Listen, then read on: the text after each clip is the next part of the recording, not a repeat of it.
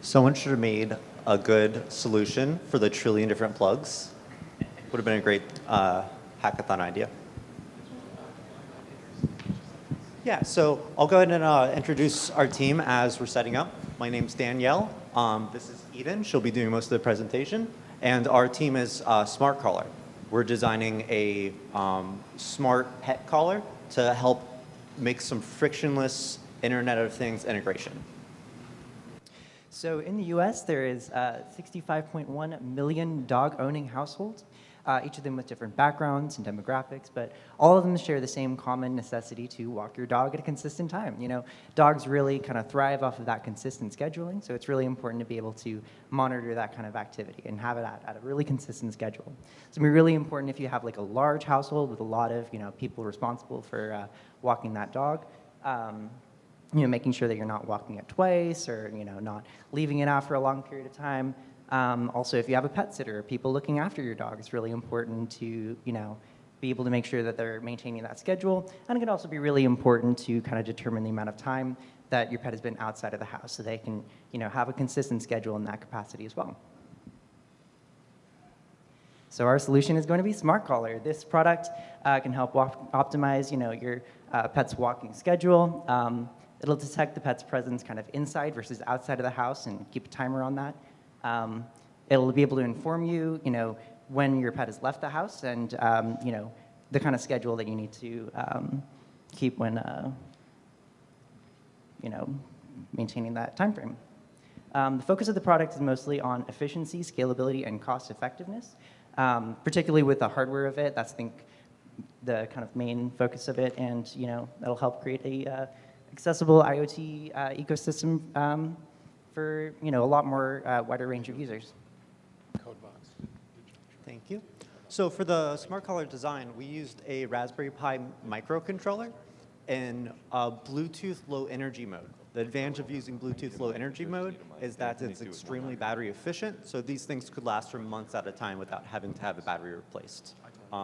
Our final product would have a coin battery on top of the microcontroller integrated into the collar.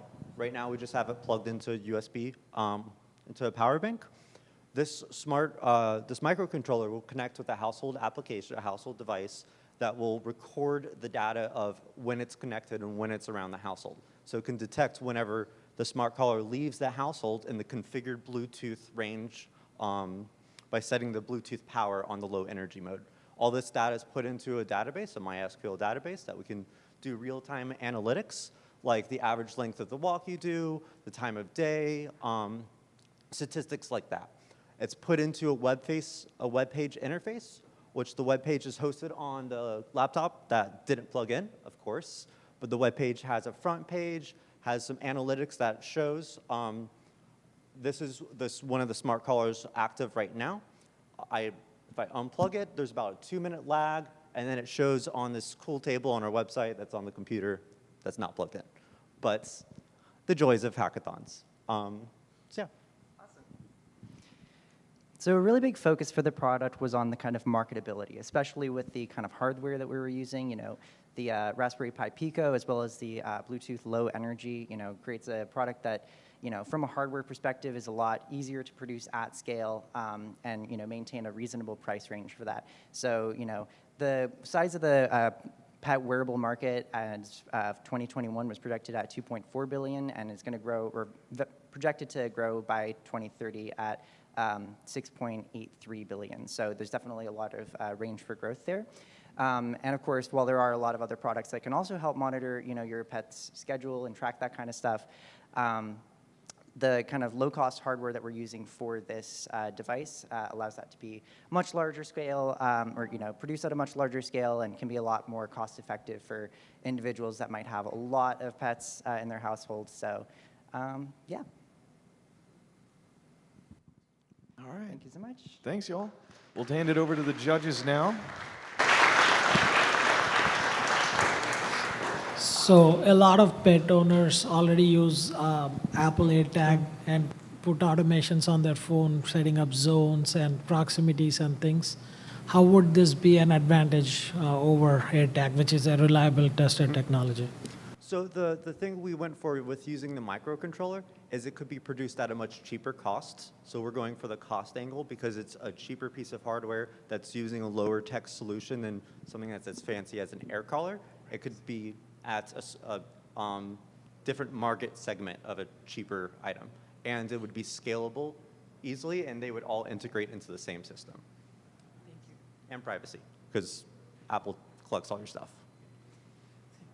Any thoughts of like integration into like Chewy.com or like some other dog walker app and stuff like that? Yeah, there was talk about several different integrations we would do as a stretch goal. Integration into the existing Internet of Things systems like Alexa, Google Home, and then apps like that to get a more seamless transition where this could kind of fit pretty well into all the existing Internet of Things ecosystem. So are you just using motion tracking and Wi-Fi or using GPS? And how fine-grained is it? Could you do other things with it, like detect that my roommates have fed the dog 4 times today?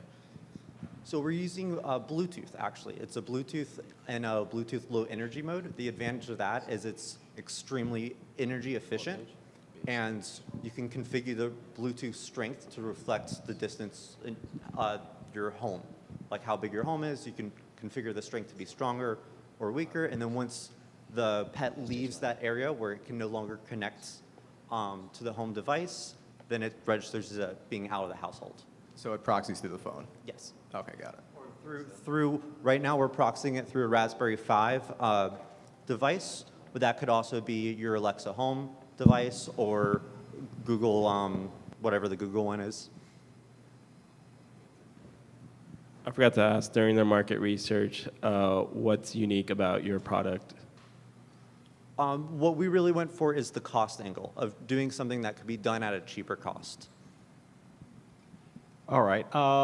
What would you need to do to ruggedize it? Because I'm also a 2040 owner, and I understand that, yeah, you know, I mean, it is a board, it's fairly tough, but animals get into all kinds of things. What are your plans to ruggedize it? So because it is a relatively small device and we could put a little battery on it and that's the entire device, we could encase it in a waterproof rubberized capsule, and then that could fit cleanly onto a collar. So that's kind of the plan, is to make it in a rubber encased, kind of like an OtterBox where the edges are rubbered, and that way it's kind of more impact resistant and of course waterproof. Okay, and you know, being about what, 1.5 or 2 inches in length? Yes. How long is how It's pretty yeah. small. Yeah, it's pretty small. So what's the? So will that work for? Are we talking just medium to large size dogs, or will it work with a cat, or what's probably the smallest theoretical animal you'd probably want to use this with? What kind of pet? I have a Samsung Smart Tag on my cat right now, and it kind of like hangs off her side. That would fit much cleaner onto her harness. So that's another thing. It's a much smaller profile than the AirTag or the Samsung Smart Tag. Okay, nice. I only just have one suggestion. If you can find out how to work the word interpet into it rather than Internet of Things, I think it sounds cuddlier. Interpet of things. Thank Thank you. you.